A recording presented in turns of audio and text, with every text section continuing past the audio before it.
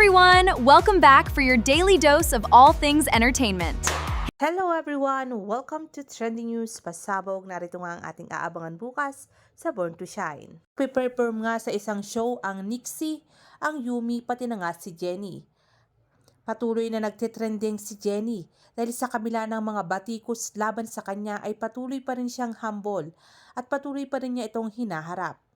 Malakas ang loob ni Jennie dahil alam niyang naririyan ang kanyang pamilya at hindi niya susukuan ang kanyang mga pangarap. Samantalang ang Yumi naman ay ipagpapatuloy ang kanilang nasimulan kahit wala na nga si Jennie.